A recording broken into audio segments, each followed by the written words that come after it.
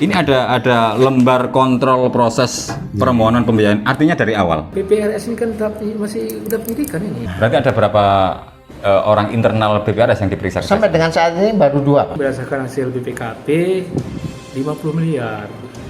Dalam waktu dekat inilah kami akan menetapkan tersangka. Ada yang namanya mantan kepala PU. Mantan kepala PU. Namanya? Selamat siang saudara, saya sekarang berada di kantor BPRS Syariah Kota Mojokerto. Baru kemarin tim Kejaksaan Negeri Kota Mojokerto menyatakan bahwa proses penyelidikan dugaan tindak pidana di tubuh BPRS itu disampaikan langsung oleh Kajari Kota Mojokerto Pak Hadiman SH. Beliau menyatakan bahwa proses penyelidikan yang dilakukan belakangan ini sudah naik ke tahap penyidikan. Artinya bakal ada penetapan calon tersangka atas dugaan kasus kredit macet yang dialami oleh BPRS sejak tahun 2018 sampai 2020. Nah, Hadiman juga menjelaskan bahwa tingkat kerugian ini cukup tinggi, nilainya 50 miliar. Dan kami akan mencoba mengklarifikasi pihak manajemen, apakah kemudian memang terjadi demikian, atau memang BPRS ini selama berdiri sampai sekarang ada hal-hal yang kurang sehat dalam tubuh perbankan. Yang dari sementara yang disampaikan ya ke kami berdasarkan hasil BPKP 50 miliar.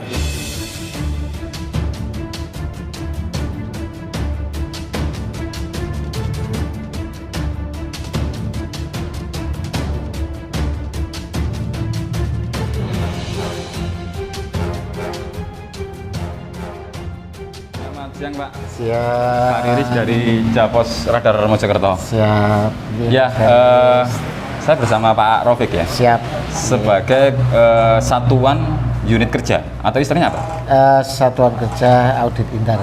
Satuan Kerja Audit Intern di BPRS, di BPRS Kota Mojokerto. Ya Pak Rofik, proses penyelidikan di tubuh BPRS yang diduga, kembali lagi diduga ada penyalahgunaan uang perbankan atau tindak pidana korupsi, itu sudah naik ke tahap penyidikan. Nah, nilai kerugian yang disampaikan oleh Pak Hadiman selaku Kajari itu mencapai 50 miliar rupiah, dan ini angka yang sangat tinggi. Artinya bahwa itu uang negara dan uang mungkin nasabah dan sebagainya. Tanggapan jenengan seperti apa, Pak? Alhamdulillah Mas Faris, terima kasih dari Radar sudah berkunjung ke tempat kami. Sama-sama. Terkait dengan kondisi kami yang lagi bermasalah, banyak pembiayaan bermasalah, dan alhamdulillah dengan penanganan dibantu oleh Kajari ini ada beberapa nasabah yang sudah mulai melakukan penyetoran, angsuran. Mohon maaf, itu nasabah mulai tahun berapa, Pak? Nasabah tahun 2000, sekitar 2018-2019. Karena yang dilakukan penyelidikan 2018 sampai 2020. J Mas Aris. Ya, terus? Ya. Alhamdulillah sudah ada progres dari segi total yang disampaikan itu ada kemasukan sekarang sekitar 1,4 dari total 50 miliar yang ditemukan. Itu sebenarnya 50 miliar lebih atau memang berapa, Pak? Dari audit internal? Ya, kurang lebih segitu. Dan hanya sekian persen, 1,5 miliar yang baru bisa terkumpulkan. Nah, apakah memang benar temuan itu, Pak? Yang terjadi dalam audit internal 50 miliar seperti tadi? Kurang lebih itu. Mas Iris. Tanggapan jenengan terkait dinaikkan menjadi tahap penyidikan, Pak? Wah, ini kalau itu sudah ranahnya dari kejaksaan ya. Yang penting dalam hal ini kami selalu tetap melakukan apa yang menjadi kewajiban kami di sini, selalu melakukan penagihan dan aktivitas perbankan secara normal, dan terkait dengan penanganan debitur yang sudah ditangani oleh pihak kejaksaan terhadap hasil ini juga kami laporkan. Pak Rofik, bisa dijelaskan sebenarnya masalahnya apa sehingga perkreditan di dalam BPRS ini tidak sehat? Apakah kemudian ada yang dalam tanda kutip bermasalah di nasabahnya, atau memang maaf di internal sendiri? Ya, jadi kalau boleh saya katakan Mas Faris, terkait dengan pelanggaran yang dilakukan, ini sebetulnya murni tidak hanya dari sisi nasabah. Tapi kalau tidak ada bantuan dari pihak dalam, itu kemungkinan tidak akan terjadi. Artinya ada orang dalam yang terlibat? Kemungkinannya seperti itu. Nanti mungkin yang lebih jelasnya dari pihak pembuktian. Kalau temuan dari Pak Raufik, indikasinya apa mungkin? Bisa dijelaskan indikasi yang tidak sehat tadi, sehingga orang dalam terlibat? Ya, seperti contoh aja yang paling sederhana, pembiayaan itu tanpa ada permohonan bisa dilakukan perpanjangan, penyikapan dan sebagainya. Itulah masalah. Pak, saya juga mendengar bahwa ketika orang mau deposit dan kemudian ketika ada pihak dalam tanda kutip misalkan nasabah yang mungkin pinjaman dari rekanan misalkan dengan jaminan SPK dan sebagainya. Nah, ketika mencairkan orang internal oknum itu juga mendapatkan fee atau cashback, Pak? Wah, kalau itu tidak menemukan bukti, Mas Haris. Tidak ada? Dipastikan tidak ada? Karena saya mendengar itu gitu. Saya tidak menemukan bukti dari itu, Mas Haris. Artinya memang selama ini Pak Raufik belum menemukan itu? Mas Haris. Terus ada hal lain, Pak, yang mungkin tidak menyehatkan sama sekali perbankan ini sehingga hampir saja kolaps gitu kan? Itu hal lain apa, Pak? Kalau dari hal lain saya kira nggak ada, Mas Haris. Jadi dari pembiayaan aja yang memang permasalahan yang signifikan di situ. Dan alhamdulillah kemarin dari bulan Juni kemarin NPF kami 8,84. Bisa jelaskan Pak ke penonton NPF itu apa? NPF itu non performing fund, pembiayaan. Nilai pembiayaan yang bermasalah dari 84%. Di bulan Juli kemarin sudah turun menjadi 79%. Artinya ada perbaikan. Mudah-mudahan nanti dengan berjalannya waktu kami selalu melakukan penyihatan dalam artian yang secara perbankan dilegalkan. Dalam artian kalau memang itu berkemampuan untuk membayar, kita lakukan penyihatan secara sempurna sesuai dengan prosedur perbankan yang berlaku dan BOJK yang ada. Pak Raufik, BPRS Syariah ini kan didirikan, tujuan utamanya adalah mempermudah perkreditan di UMKM. Siap. Yang kedua adalah pushar. Tapi di tengah perjalanan banyak pihak rekanan-rekanan yang kemudian masuk dan itu sebagai jaminan SPK. Apakah itu menyalahi aturan di perbankan, Pak? Jadi gini, Mas Haris, terkait dengan pembiayaan terhadap nasabah-nasabah sebesar itu sebetulnya itu tidak menyalahi. Cuman dari sisi BPRS, kalau misalkan mengatakan bahwa niatan awal dari BPRS ini adalah untuk membantu UMKM, ini rencananya kita kembalikan kepada hitahnya kepada UMKM. Pada yang kemarin saya sudah melakukan diskus dengan pihak Basnas terkait pemberian pusar. Ini kita galakkan kembali, Mas Haris. Dan nanti di atas dari pusar itu juga kita akan peduli kepada UMKM. Jadi yang betul-betul memang UMKM, Mas Haris, bukan pegawai. Kalau pegawai non ASN itu sudah kita wadahi sendiri. Kita ada ijabah namanya pembiayaannya.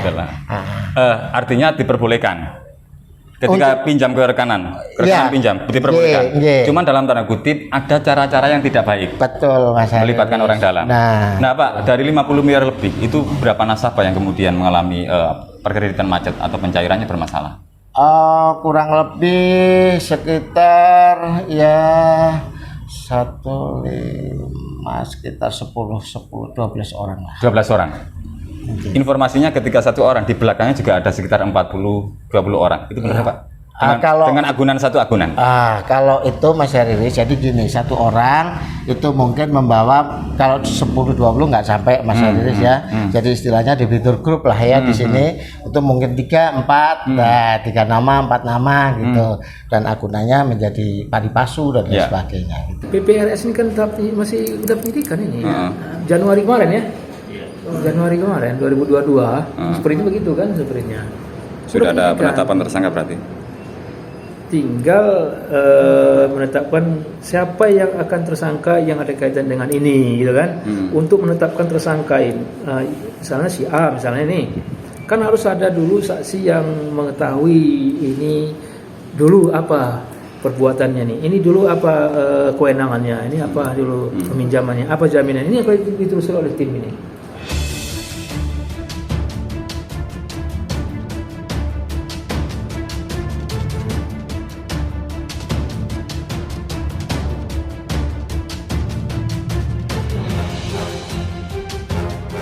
Ini ruang direktur utama kami. Beliau ada sekarang? Nggak ada Pak, direktur utama kami kan resign. Oh iya.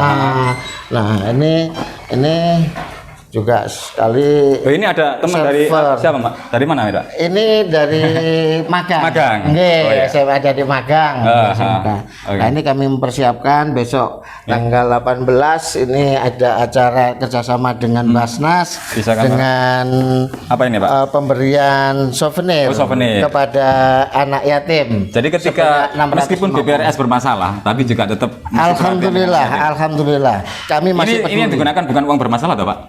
Alhamdulillah, insya Allah aman. Bukan, ya aman. Ini berarti kosong ini Pak ya? Kosong Bapak. Kosong ya. Jadi ini kosong sejak kapan Pak? Kursi istilahnya komisaris utama ya? Bukan, direktur utama ya. Direktur utama pengunduran dirinya pada saat RUPS tanggal bulan Juni tanggal 14 nggak salah itu.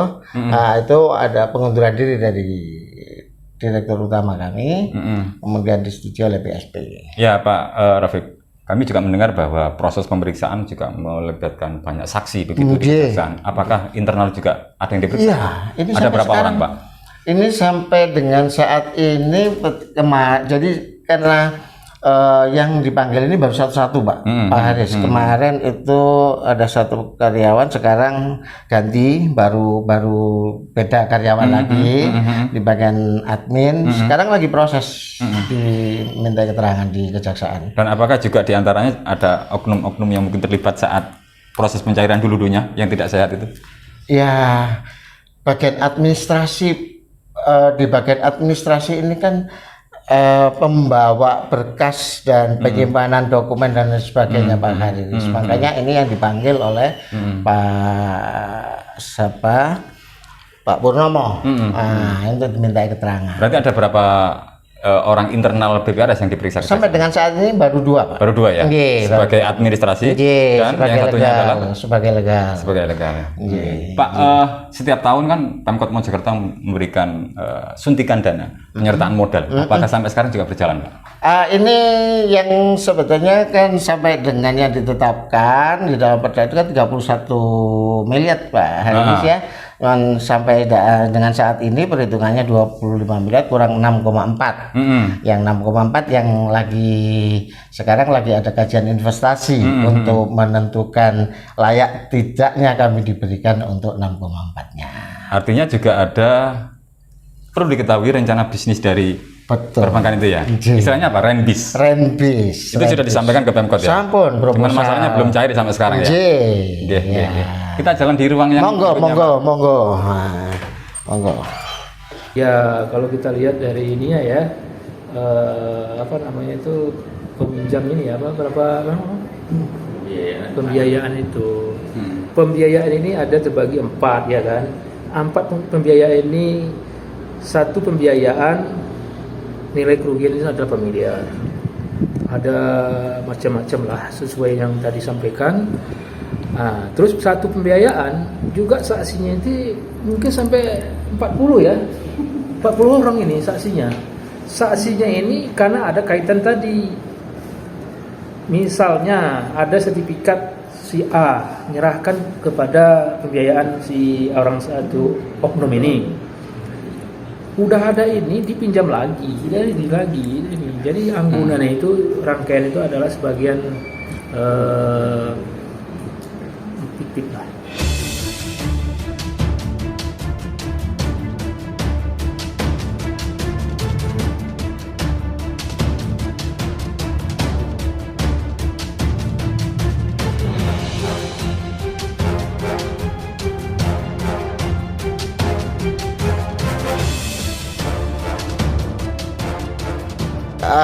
Nasabah yang mau melakukan pengikatan kan perlu privasi kan gitu ya, tidak harus di depan nasabah banyak gitu lah, kita fasilitasi di sini. Nah kalau motif yang tadi kita bicarakan bahwa ada orang dalam yang mencoba memuluskan pinjaman itu seperti apa sih Pak? Apakah mereka sebenarnya SOP-nya seperti apa dan yang dilakukan mereka seperti apa? Kalau kami nyun sewu Pak Haris, untuk proses yang dulu kan kami belum ada di sini Pak Kadiris, sehingga teknis daripada pelaksanaan pengikatan dari perjanjian kami juga nggak tahu di mana dilakukan di mana dan bagaimana. Nah makanya teman-teman sekarang ini saya upayakan supaya tertib, jadi kita fasilitasi. Ya cuman ini masih berantakan ini. Nah ini data-data apa ini Pak? Ini data yang diperiksa oleh OJK kemarin. Oh ini, itu termasuk yang 50 miliar ditemuan dari kejaksaan itu. Berarti OJK datang ke sini 2 minggu. 2 minggu. Mulai kapan itu? Mulai tanggal setelah kami RUPS itu tanggal berapa Mbak? Juni. Itu besoknya langsung tim datang. Temuan dari OJK sudah disampaikan? Belum ya? Belum. Pak, yang dicari di OJK itu apa? Ke sini. Mereka memeriksa apa aja? Dokumen-dokumen Semua. apa aja? Semua ya? Mulai berdiri sampai sekarang. Jadi bukan sampling. Mulai sejak berdiri sampai sekarang. Artinya ngomong struktur organisasi sampai sistem perbankan. Semua. Bisa kita tunjukkan, Pak? Mas, berkasnya debitur yang BNPB. Ini yang nominatif. Oh ya. Turunkan. Satu aja untuk contoh. Kalau ini berkas apa, Pak? Mas.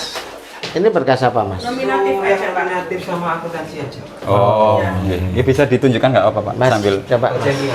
Samping. Jadi kita ditunjukkan sama petugas, ini berkas nominatif istilahnya Pak ya? Di berkas nominatif itu isinya apa Pak? Ada pencatatan terkait jumlah pinjaman gitu. Ada jumlah pinjaman, ada nama nasabah, gitu ya. Jadi mohon maaf, ini adalah data-data yang kemudian menyebutkan ada nama nasabah, jumlah pinjaman, termasuk agunan di dalamnya. Iya. Ini yang bermasalah. Ini semua. Di antara dokumen yang bermasalah. Iya, di antara. Dan OJK sempat memeriksa ini, Pak. Sudah. Ada yang diamankan mungkin, Pak? Tidak ada. Ini masih kita amankan sendiri. Nah, sementara berkas yang tadi sempat akan diambil oleh Mas itu berkas apa? Berkas pembiayaannya. Sama. Oh, sama dengan ini. Jadi yang pembiayaan itu lebih spesifik. Ini sama pembiayaan ini. Oke. Ini ada lembar kontrol proses permohonan pembiayaan. Artinya dari awal. Dari awal. Ada berapa dokumen yang satu bundle begini, Pak? Kisaran. Banyak ya? Dan itu semua masih tersimpan di sini. Seperti yang jenengan sampaikan ada sekitar 10 nasabah bermasalah itu. Ini dokumen tadi karena ini perbankan dan sangat privat, kita nggak berhak untuk karena Pak Rafiq sudah mempersilahkan kita untuk melihat, jadi kita harus menyimpan ini kembali. Yang dokumen sebelah sana Pak? Sama juga. Ini accounting. Ini accounting. Ya. Karena kemarin metode pemeriksaannya bukan sampling, jadi semua. Langsung dikeluarkan. Selain ada mungkin berkas-berkas ini, ada berkas lain Pak yang kemudian itu juga dalam konteks 50 miliar bukan kerugian tadi. Ada berkas lain mungkin. Semua sudah kita bisa ke atas juga. Monggo. Kita lihat ke atas. Pengamanan. Rafiq juga menunjukkan berkas bermasalah juga dari teman-teman nasabah.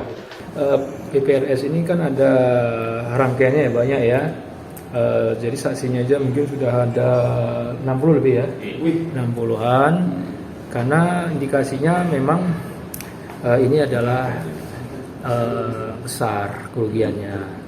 Terus di samping itu ada pihak-pihak yang sudah berhenti. Mungkin dari bank PPRS-nya kan ada karyawan atau pegawai dulu kan sudah dipecat, sudah berhenti, sudah pindah domisili. Ini kami mengimbau di media inilah ya, sampaikan agar mereka kooperatif lah. Kalau dipanggil datanglah.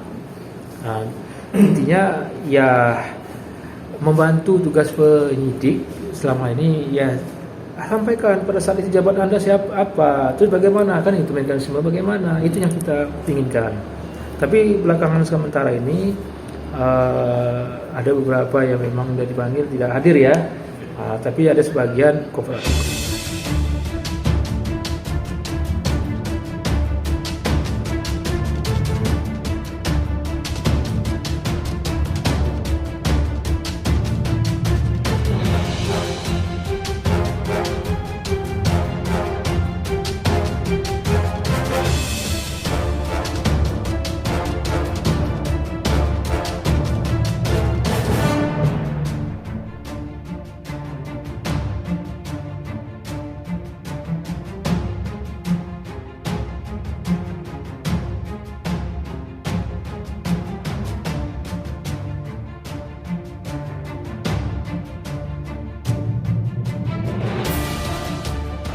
Kalau setiap hari ada nggak orang yang berkantor di ruangan ini, Pak? Ada ya? Ruang marketing ini jadi teman-teman doku sebelum berangkat itu koordinasi di sini, terus pagi pengambilan setoran. Jadi ini ruang apa istilahnya? Ruang marketing. Kita masuk ke ruang marketing di lantai 2.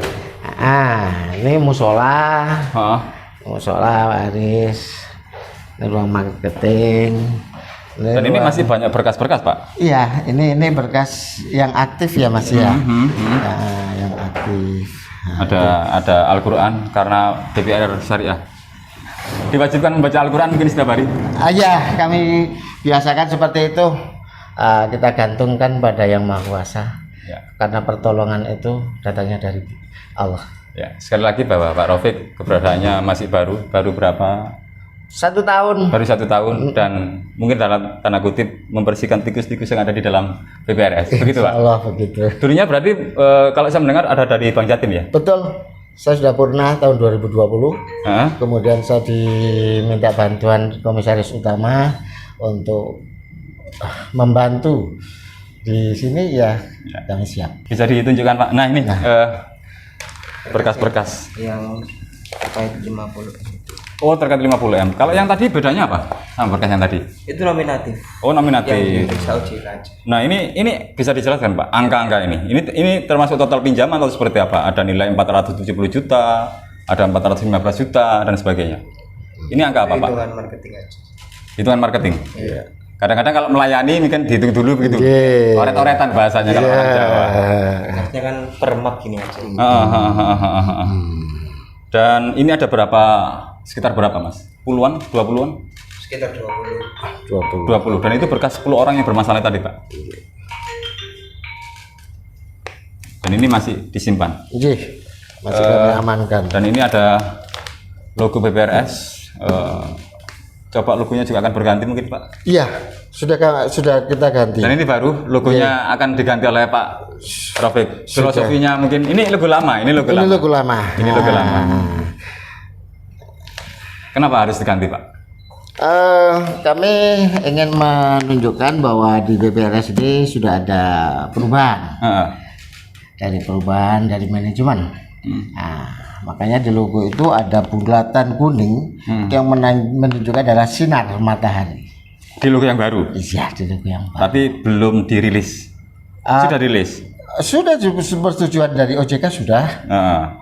Sudah. Belum ditempel di depan? Belum. Artinya belum masih rilis. menunggu. Masih menunggu. Hanya. Ya, Pak, terakhir, bagaimana dengan ini yang anggaran baru kembali 1,5 miliar kalau nggak salah tadi. Yang dari 50 miliar. 1,4. 1,4 miliar. Nah, berarti ada sisa yang kemudian 48,6 miliar. Optimistis itu kembali, Pak? Kemungkinan dari total itu ada beberapa nasabah yang masih komitmen ingin menyelesaikan kurang lebih sekitar antara angka 20 M. Insya Allah 50% saya masih optimis. Upaya apa yang akan dilakukan oleh BPRS untuk menagih itu? Kami memang melakukan pendekatan, Pak. Dan beliau-beliau ini masih mempunyai komitmen tinggi dan mempunyai pekerjaan. Karena dia kontraktor, ya. Dan alhamdulillah sudah beberapa komitmen ini sudah terpenuhi yang sampai dengan 1,4. Bulan depan mudah-mudahan ada lagi. Ya, terakhir. Saya mendengar bahwa angka-angka itu di dalamnya juga ada mungkin dalam tanda kutip politisi yang pinjam, pejabat yang pinjam, dan mungkin juga orang-orang penting di sekitar Kota Mojokerto. Apakah memang ada, Pak? Termasuk mungkin anggota dewan? Kalau yang saya temukan di situ ada yang namanya mantan kepala PU. Mantan kepala PU. Namanya? Pak Uyir. Oke, terus nilainya berapa, Pak? Kurang lebih sekitar 7 miliar. Iya. Tahun berapa? 2018, 19. Sekarang baru dikembalikan berapa, Pak? Belum sama sekali. Orangnya itu ada itikat baik untuk mengembalikan atau tidak? Dia berjanji akan jual aset, tapi sampai sekarang belum laku. Dan jaminannya apa dengan nilai Rumah 7 miliar itu? Rumah yang tempati orang tua dan rumahnya sendiri ada 2 unit. Sejauh ini beliau sudah dikomunikasi untuk segera mengembalikan. Sudah. Tapi masih nol pengembalian. Masih nol. Nah, sekarang sudah mengerucut memang dalam waktu dekat inilah kami akan menetapkan tersangka. Dan alhamdulillah ya kan, dalam waktu dekat ini uang kita sita ya. Ada beberapa miliar. Kami akan dalam waktu dekat ini kami undang nanti kita sita uang itu, kita beberkan di sini. Dari 50 miliar ini ada udah kami lakukan nanti penyitaan uang tunai.